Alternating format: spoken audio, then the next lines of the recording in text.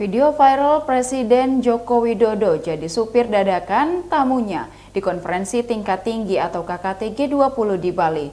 Momentum tersebut terekam saat orang nomor satu itu mengantarkan tamu dari berbagai negara ke tempat makan. Terlihat kala itu Presiden Jokowi menjadi pengemudi mobil bugi yang mengangkut beberapa orang termasuk Ketua dan Direktur Pelaksana Dana Moneter Internasional atau IMF, Kristalina Georgieva. Pada video live streaming KKT G20 yang disiarkan kanal YouTube Sekretariat Presiden, tampak Presiden Jokowi mengenakan kemeja putih yang lengannya digulung. Setelah memarkirkan mobil bugi, Jokowi menuju venue tempat makan siang dengan berjalan kaki beriringan bersama bos IMF, kemudian disusul di belakangnya Sekjen OECD Mathias Cormann dan Chairman Islamic Development Bank atau ISDB Muhammad Sulaiman Al-Jaser. Tentunya dengan pengawalan ketat Pas Pampres.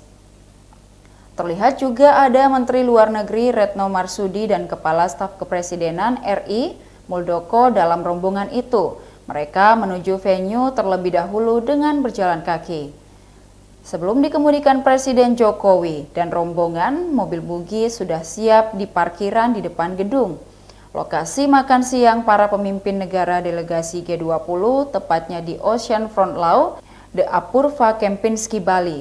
Menariknya, pada jamuan makan siang tersebut, para pemimpin negara menanggalkan jas formal bahkan dasi mereka. Ya, mereka terlihat lebih santai. Ternyata melepas jas merupakan saran dari Presiden Joko Widodo sendiri. Demikian Tribun Hot News hari ini. Tribuners, saksikan berita lainnya hanya di kanal YouTube dan Facebook Tribun Timur. Terima kasih sudah nonton. Jangan lupa like, subscribe, dan share ya!